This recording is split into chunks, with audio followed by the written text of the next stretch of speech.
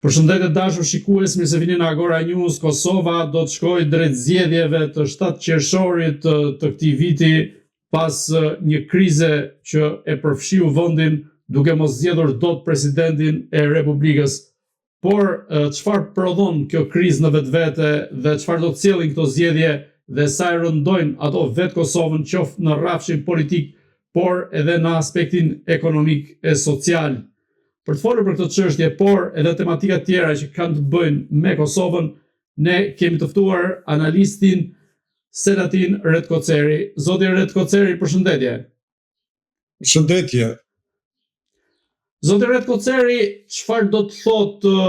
kjo krizë që përfshiu Kosovën në moszgjedhjen e presidentit vendit dhe që tashmë Kosova do të shkojë drejt zgjedhjeve të parakohshme, të përgjithshme parlamentare, duke futur atë në një lloj cikli të vazhdueshëm, duke qenë se ka mbajtur disa procese zgjedhore nisur nga kjo lloj natyre e krizave politike. Për fat keq, ne po shkojmë edhe në një palë zgjedhje të panevojshme.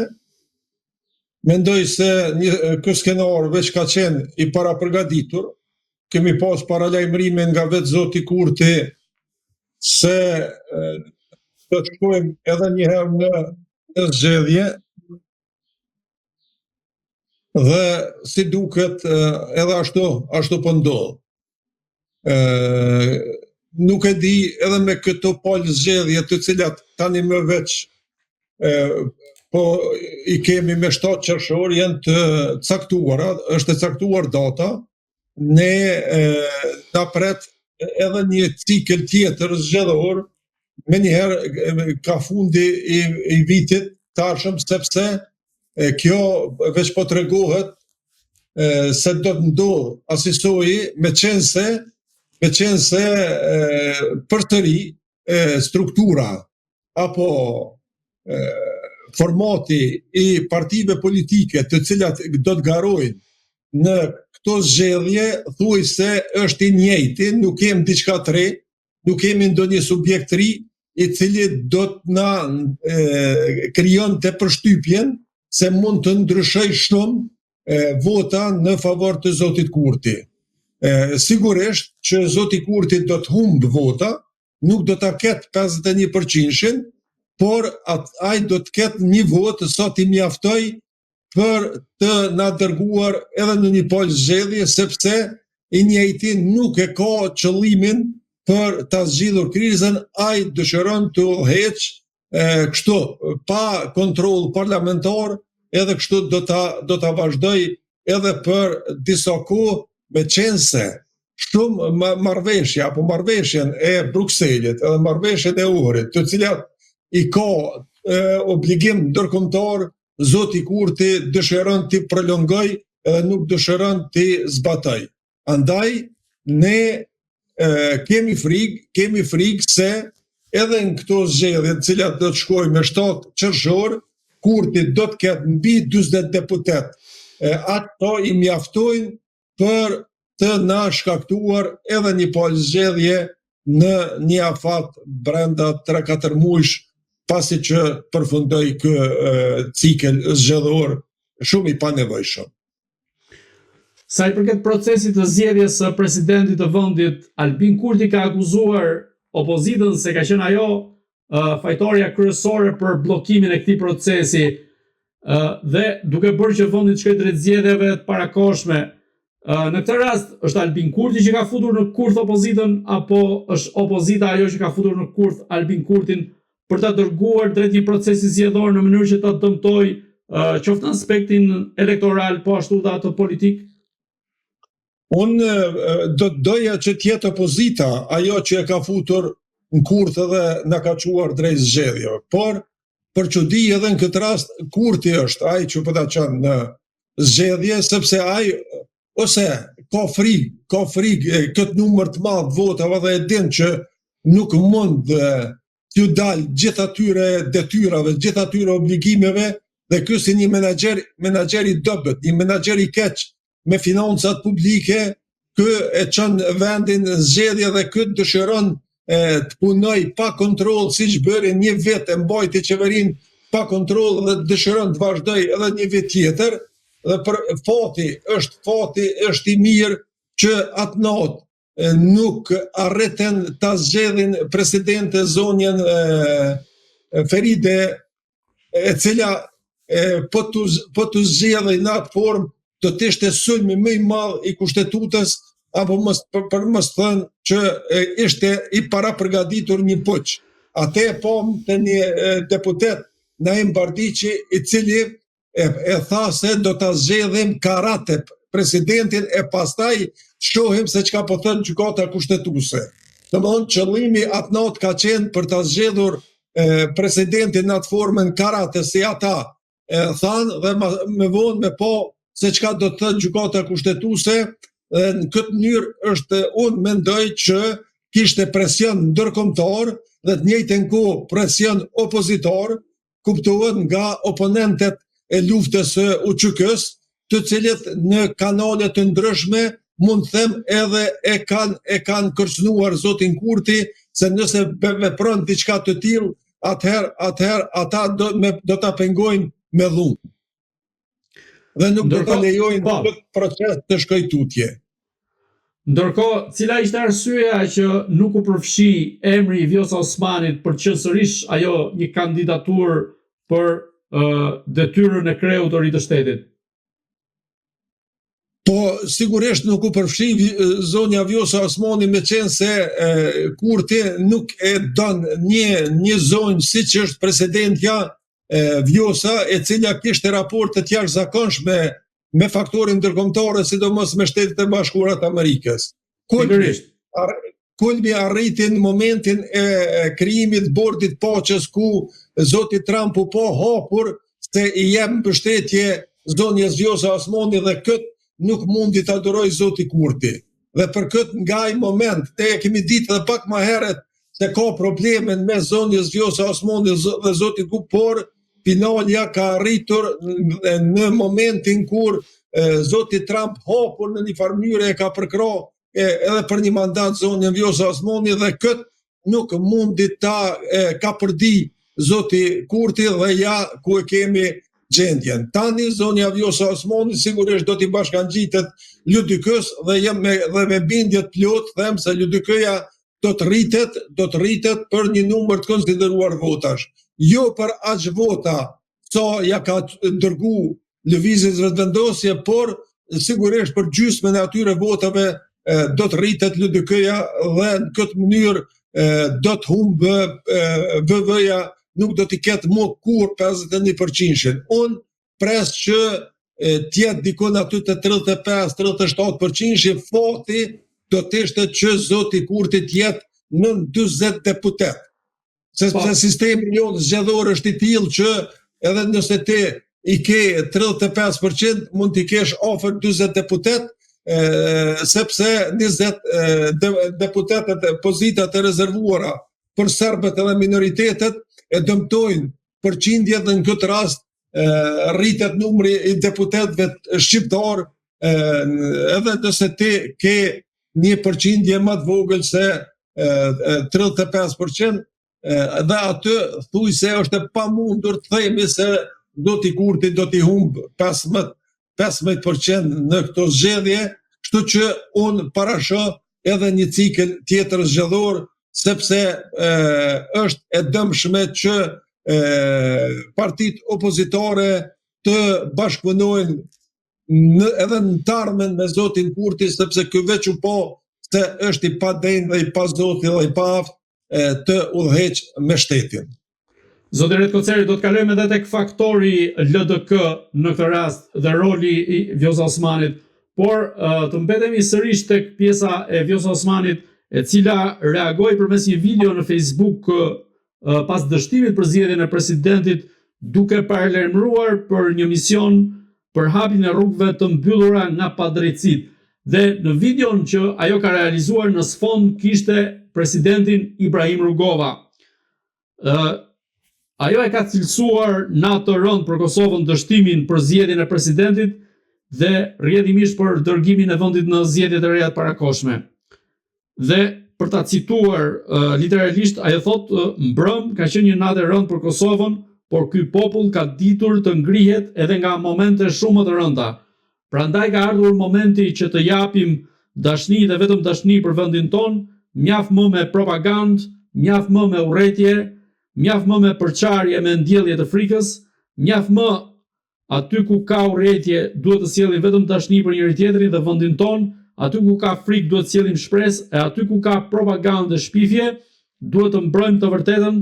dhe vetëm të vërtetën. Ju ftoj të bashkoheni në këtë mision se rrugët që mbyllen nga padrejtësitë gjithmonë hapen nga populli, ka thënë ajo në këtë video. Në gjithë mesazhin që ka artikuluar Vjosa Osmani, çfarë do të thotë hapja e rrugëve? A ka dhe kur paralajmëron për një mision dhe a ka ajo një mision caktuar që shkon jashtë lëvizjes vetëvendosje ose më saktë jashtë Albin Kurtit? Po, mesazhi apo ajo drejtimi që zonja Vjosa Osmani ja bëri popullit ishte një mesazh i mirë, pa marrë parasysh që tani më nuk po bën punë as thirrja në emrin e presidentit historik zotit Ibrahim Rugova, sikur në njëjtën kohë nuk po bën punë as thirrja në UÇK, dhe kjo pak mund të ndihmojë, kështu që Vjosa Osmani duhet të orientohet edhe të punoj në drejtim që ta binë qytetarin se vërtet ajo është mike e madhe e Shteteve të Bashkuara të Amerikës dhe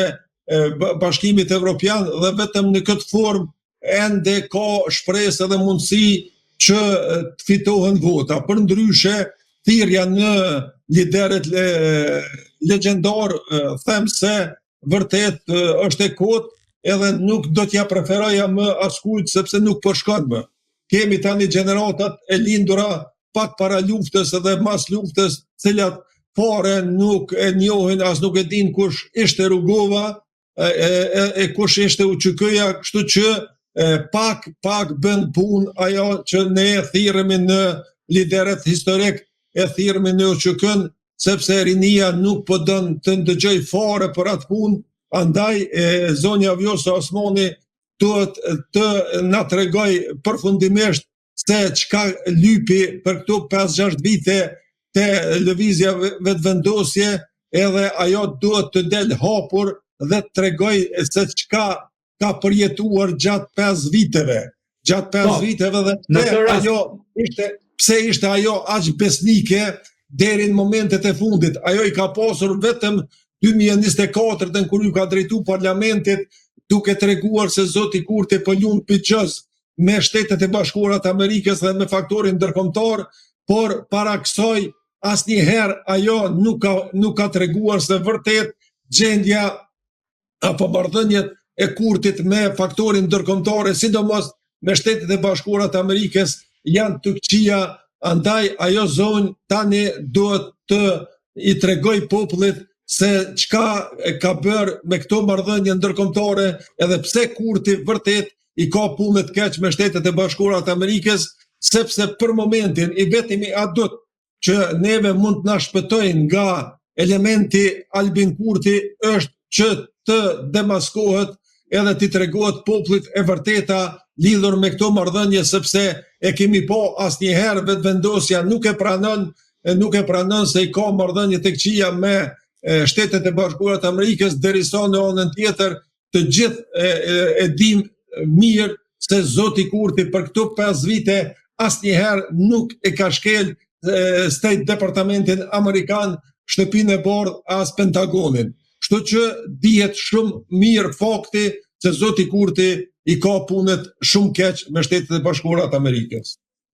Nisur nga ky mesazh i Vjosa Osmanit, a mendoni se është një kundërvënie kundrejt Albin Kurtit, pra një kundërvënie simbolike dhe jo aq e hapur, dhe a mendoni se Vjosa Osmani tashmë siç e thatë ju deri diku do duhet që të dal hapur kundrejt Albin Kurtit dhe t'ja plas në sy, po themi, gjithçka që nuk shkon? Po, keni drejt, unë mendoj që zonja Vjosa Osmani duhet të vazhdoj. E vetmja kjo është zonja që mund të luftojnë në këto momente Kurtin, edhe unë shpresoj për momentin është edhe kjo Partia Socialdemokrate, por e ka mjaft probleme. Ardan Molliçaj ajo të kaloj progun zgjedhor, ajo parti duhet të bashkohet sepse ai edhe zoti Dardan Mulliçaj duhet del hapur sepse asnjë lider partijak nuk e din më mirë se zoti Mulliçaj edhe nuk e njeh më mirë Kurtin, andaj duhet ata zotëri edhe kjo zonjë të dalin hapur dhe t'i tregojnë popullit me rrezikun e madh që e kemi nga Kurti nëse e vazhdojmë apo nëse e japim votën për një mandat. Kosova nuk është fort me rëndësi tani ai harxhon 10 milion zgjedhje të jashtëzakonshme apo i harxhon 20 milion sepse ashtu kështu buxheti i Republikës Kosovës është duke u harxhuar koti dhe Kosova vërtet ka probleme të rënda me mos realizim të projekteve infrastrukturore, edhe unë fare nuk e kom dert, edhe nuk duhet të mërzitet asnjë qytetar pse Kosova i harxhon 10 milion zgjedhje derisa qindra miliona tjera hudhen thuajse në balt. Shpërndahen ndihma sociale, koti ju jepen edhe oligarkëve edhe punëtorëve të oligarkëve edhe fëmijëve të oligarkëve para vetëm për të blerë vota. 65 milion e shpërndara për paga të administratës publike. Tani 200 milion të aprovuara nga qeveria Kosovës për një pakë të re sociale. Të gjitha këto para, them se janë para koti edhe 10 milionshin, në 260 milionshin, 300 milionshin, i cili shpërndohet në këtë forma fare nuk ka rëndësi, me rëndësi është që populli Kosova ta ketë një qeveri, një kryeministër i cili vërtet din të na çojë përpara drejt inkuadrimit me shtetet e Bashkimit Evropian, sepse ne të njëjtin kohë për shkak të asaj që se kemi bërë në projektin e inkuadrimit apo në Bashkimin Evropian i humbim 68 milion, edhe ne flasim tani për 10 milion. 68 milion veç sepse s'kemi progres fare në programin i cili na shpihet drejt Bashkimit Evropian. 10 milion i zgjedhjeve nuk do të llogaris sepse vërtet është minore në krahasim me atë se si shpenzohet buxheti i Republikës Kosovës. Zoti Ret Koceri, ta ende në mbrëmje, kryetari i Lidhjes Demokratike të Kosovës, Lumir Abdigjiku, ka zhvilluar një takim në një nga restorantet e Prishtinës me Vjosa Osmanin, ku ka theksuar se nuk është i pari as do të jetë i fundit, pra në kuadrin e takimeve, dhe shumë shpejt do të vijë me lajme të mira. Pjesë substanciale e kthimit të madh të LDK-s, por shumë shpejt pra do të vijë me lajme të mira, pra është shprehur Abdigjiku. Ndërkaq nga ana e saj, Vjosa Osmani nuk ka pranuar ta komentojë më gjatë këtë takim, duke thënë se ishte thjesht një takim mesmish, pra një kafe mesmish. Në këtë rast, çfarë sinjali po jep Vjosa Osmani duke u afruar me LDK-n aty ku ka qenë dikur, dhe a mendoni se mund bëhet një bosht opozitar ose opozita të krijojë një koalicion të gjerë në blok për t'u kundërvënë Albin Kurtit në zgjedhjet e 7 qershorit? Unë mendoj që veç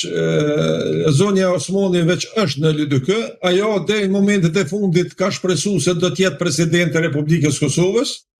sepse do të propozohet nga LDK-ja, por ja që nuk ndodhi, ajo u kërkua të jetë kundërkandidate e zonjës Feride Rushiti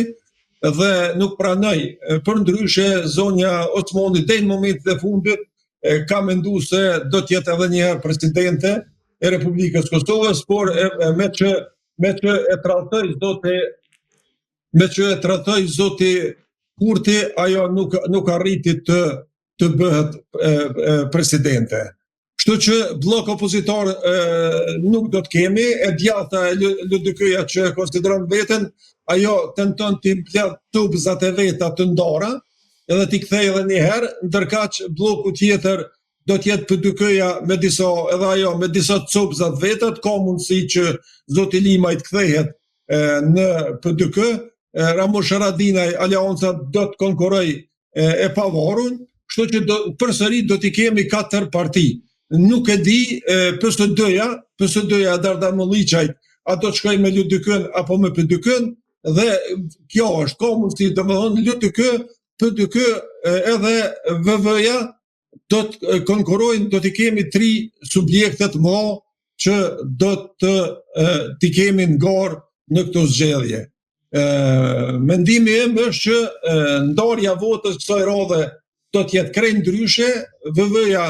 nuk do t'i afrohet 40%-shit, domethënë do të jetë aty te 37%-shi, PDK-ja përsëri do të jetë e dyta,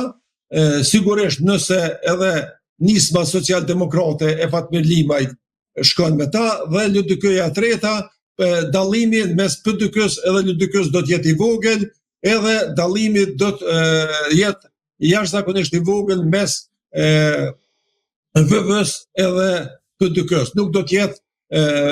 dyshifruar. Do të jetë 8-9 deri 10% maksimum dallimi, kështu që për qeverinë nuk do të jetë problem opozita, nëse Lumir Abdigjiku nuk e bën gabimin e njëjtë që e bëri në zgjedhjet e shkurtit kur u deklarua që nuk do të bashkëpunoj as me opozitën, as me pozitën, edhe ishte ai gabimi, përndryshe qeverinë do ta kemi, por president nuk do të kemi përsëri, dhe ne do të shkojmë drejt zgjedhjeve, edhe një palë zgjedhjeve në fund të vitit 2026. Pikërisht, duke mbetur te ky argumenti juaj, a mendoni se Kosova po shkon drejt një skenari si ai i Bullgarisë, duke hyrë në për një cikël zgjedhjesh njëra pas tjetrës, të cilat nuk prodhojnë zgjidhje, por vetëm kriza që shkojnë njëra pas tjetrës. Dhe në këtë rast, çfarë pasojash mund prodhojnë për vetë aspektin politik, por edhe ekonomiko-social për Kosovën? Pasojat janë të pariparueshme, veç tani në Kosova ka shumë probleme në ekonomi, sepse thuaj se asnjë projekt investim në Kosovë nuk po realizohet. Unë dyshime tut, frika ime më e madhe është se lojrat mesatare do t'i humbim, nuk do t'jemi në gjendje t'i organizojmë, sepse asgjë tek tani është aprovu ligji për lojrat mesatare, dhe kjo do t'jetë humbja më e madhe, sepse me shumë mundësi Serbia do t'na i merr lojrat mesatare, dhe kjo do t'jetë katastrofë për shtetin e Kosovës, që shteti armik i yni t'i merr organizimin e lojrave mesatare. Projektet infrastrukturore të para asnjëri nuk është duke organizu, as autostrada Gjilanit, as autostrada e Pejës. Domethënë kemi ngecur LRM për projektin e Hekurullës e projekte për Durrës, ato të gjitha kanë me dështu, sepse kjo qeveri është e paaft dhe kjo din të shpenzoj vetëm keshin. Kjo qeveri nuk din të shpenzoj në investime kapitale, kështu që në energjetikë kemi punë jashtëzakonisht keq, në gjitha sektorët, domethënë në arsimi veç ka falimentu, shëndetësinë e kemi në gjendje mizerje, dhe themi se është qeveria që për 7 vite e ka mbajt Kosovën në një krizë permanente, edhe unë nuk shoh dritë në fund tunelit se Kosova do të dalë shumë shpejt nga ky qorsokak në cilin e ka fut Zoti Kurti. Zoti Koceri, më 11 maj deri në datën 15 maj, pra do të mbahen seancat për Hashim Thaqin dhe të tjerët në dhomat e specializuara të gjykatës së Hagës. Në këtë rast, ju si e shikoni këtë proces nga njëra anë, dhe nga ana tjetër, nëse Hashim Thaçi shpallet i pafajshëm, a mendoni se mund të rikthehet në politikën aktive në Kosovë, megjithëse e ka cilësuar në një intervistë për media gjermane si diçka të tejkaluar tashmë, por në optikën tuaj, a mendoni se ai mund të rikthehet në Kosovë në politikën aktive, dhe sa i druhet Albin Kurti një rikthim të mundshëm të Hashim Thaçit? Momenti i këtyre zgjedhjeve edhe i shpalljes së gjykimit për zotin Kurti, sikur nuk mund t'i lidhim, sepse me 18 maj fillon, por pastaj gjykata 2 muaj ditë ka afat, edhe 2 muaj ditë me shpall vendimin. Dhe unë frikohem se zoti Thaçi, edhe nëse merr vendim lirus, ai nuk do të jetë në gjendje që spaku këtë proces zgjedhor ta ndihmojnë nga afër. Edhe pse unë nuk mendoj që ai do të inkuadrohet drejt për drejt politik, por po të ishte në Kosovë, ndikimi i tij do të ishte shumë i madh, sidomos pas këtij procesi gjatë edhe të padrejtë që ka kaluar, jo vetëm Thaçi, por edhe ata të tjerët, udhëhecit e UÇK-s, por frikë të madhe kam, sidomos pas këtij takimit të fundit që e pat Smith me këtë Trandafilovën, friga ime është e madhe se ka plan apo projekt për të dënuar të katërt të akuzuarit e Hagës. Dhe dënimi çfarë do qoftë ai? Edhe qoftë ky dënim që këtave që kanë kalu 6 vjet, është dënim që vërtet nuk i shkon në favor Kosovës, sidomos UÇK-s, e cila nëse i dënohen liderët e saj, unë vërtet jam i dëshpëruar edhe nuk pres që Zoti Thaçi në këto zgjedhje spaku do të jep apo do të ketë mundësi ta jep ndihmën e tij. Në këto momente i duhet PDK-s, sepse sikur kjo parti është një lloj qorsokaku, ka arritur të ruaj një stabilitet në votën e vet, por nuk po arrin asesi të zgjerohet apo të kaloj mbi atë shifrën rreth 200.000 vota, aty ka mbet derisa pa avancimin edhe ngritjen e kësaj partie, unë nuk shoh ndonjë perspektivë politike në Republikën e Kosovës, sepse është kjo parti e cila ka bartur barrën kryesore para lufte, pas lufte e deri në momentet kur PDK-ja veç ran nga pushteti edhe e mori VV-ja, ku kemi stagnim në gjitha sferat e jetës. LDK-ja është një parti, por edhe ajo vet nuk mund të udhëheq pa një koalicion. Mendoj që edhe LDK-ja është një parti pa ndonjë vizion të qartë, edhe gjithmonë asoj partije i dohet një subjekt tjetër për bashkëqeverisje, për ndryshe edhe LDK-ja nuk e ka guximin e duhur për ta shpije shtetin në përpara në gjitha aspektet. Zotëre Koceri, do të ndalemi në 2 pyetjet e fundit sa i përket aspektit të sigurisë në Kosovë, teksa komandanti i KFOR-it në Kosovë ka theksuar se që nga tetori 2025-s situata në Kosovë paraqitet e qetë, por në këtë lloj qetësie ka tensione, pra fshihen tensione dhe është një situatë brisht që gjë e cila mund të eskalojë dhe mund të ndodhë si në vitin 2023 me rastin e sulmit në Banjsk. Në optikën tuaj, ju si e shikoni, sa rrezik ka që Kosova të goditet nga një sulm i befasishëm nga ana e Serbisë, i ngjashëm me atë që ndodhi në Banjsk?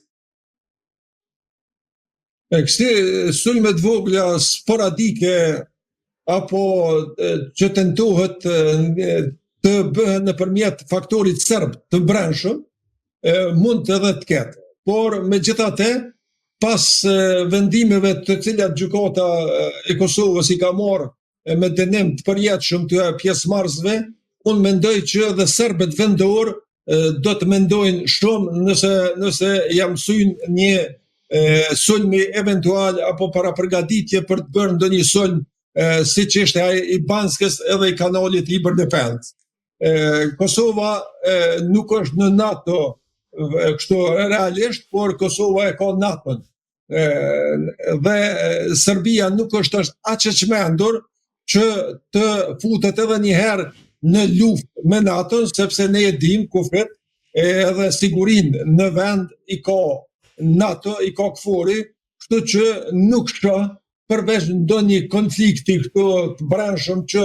mund ta bëjnë serbët gjëja për ndonjë kryengritje për paknatësitë e veta me pushtetin aktual, për ndryshe nuk Serbia nuk mendoj që mund të bëj sulm direkt në Kosovë, sepse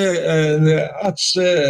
e çmendur nuk është as Vučići, të futet edhe një herë me luftë me faktorin ndërkombëtar, sepse ka përjetu çaste të rënda në 99-ën, edhe ende Serbia nuk po mund t'i kaloj apo t'i riparoj krejt dëmet që i janë shkaktuar në atë kohë, dhe e din që me Kosovën nuk do të luftohet, por në këtë rast do të ballafaqohet me trupat e NATO-s, gjë që Serbia, edhe pse është e nxitur direkt nga Rusia, megjithatë mendoj që edhe Rusia është lodhur shumë